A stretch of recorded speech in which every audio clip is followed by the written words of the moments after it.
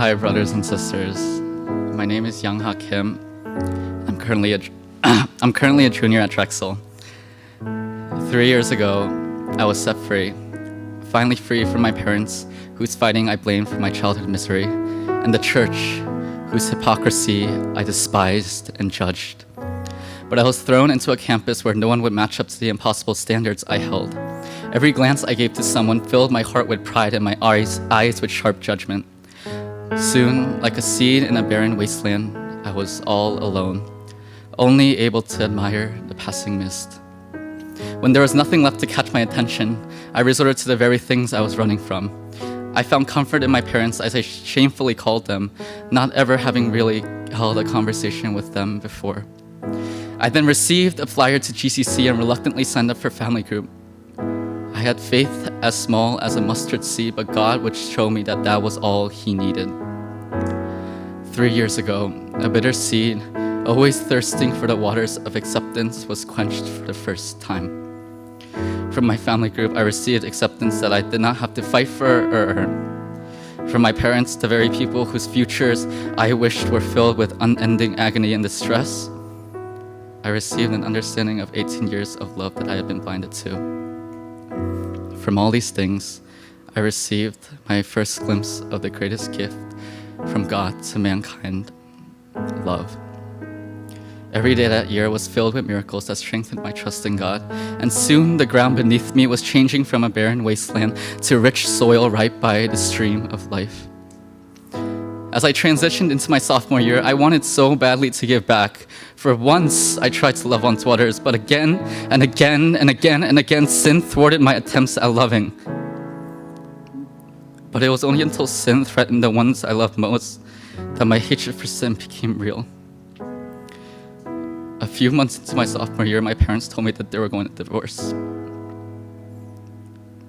When I realized that it was Satan that I hurt the two people I loved most, I hated him so much. My heart wanted to refuse Satan of any glory, but little did I know how weak my flesh was. I did not yet understand that God had already made a way. Of course I knew about Jesus, but I didn't particularly think I needed him to love God. I thought I was already in love with God, and so I never really took the time to understand the gospel. It was only until Good Friday of my sophomore year, when I watched a clip of Jesus' crucifixion, that I really understood that it was exactly that and his resurrection that would defeat Satan, not my own efforts. It was only after falling so in love with God that Jesus' death had any significance to me. And so, as I watched those Roman soldiers nail Jesus onto that cross, my heart became infuriated and started to scream, "Don't you understand how much he loves you? How can you be so selfish?" But in that moment of passion and anger, God showed me my own hand hammering in those nails as I stared in shock at what I had just done. In that moment, I realized I was as terrible as that soldier, even worse in fact, because I had tasted God's love but still sinned.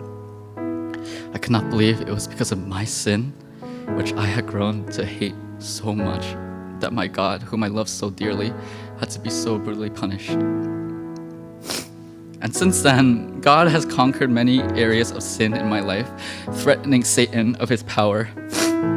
Enraged, Satan would reach into the places still unresolved and hidden away, my past. He reminded me of how the only times I genuinely prayed in church growing up was for my parents to get divorced, how I merely watched my closest friend of 10 years get beat up during a retreat only to laugh along with the others, how I didn't want to kill my parents, but I again and again thought of plans to kill myself so that they would have to live filled with regret and sorrow. He's revealed to me my parents' desires to divorce only after a year of marriage, only deciding to stay together this long for my sake. He's allowed me to witness the shrieks and cries of helplessness and pain from my mother as my brother now acts just as I did towards her. With every memory, the nails on the cross seemed to become even more painful. The thorns on his head even more plentiful, the blood that was shed even more abundant, and the cries of his heart even more sorrowful. To make up for it, I led my life running back and forth from the altar, either carrying in a lofty offering or shame, but always running back out in anxiousness for if I could bring back something worthy enough to make up for my sins. I'd hardly ever stop to see that the perfect sacrifice was paid, that God was already pleased, not because of my works, but because of the righteousness of Christ. 1 John 4:7 says, "Dear friends, let us love one another, for love comes from God. Everyone who loves has been born of God and knows God." Since I did not yet fully know God, the scandal of grace was impossible to understand to me. The altar wasn't a place for me to try to prove my worth, but it was a place of refuge where I could bring my sorrows and trade them for joy, where from the ashes a new life was born.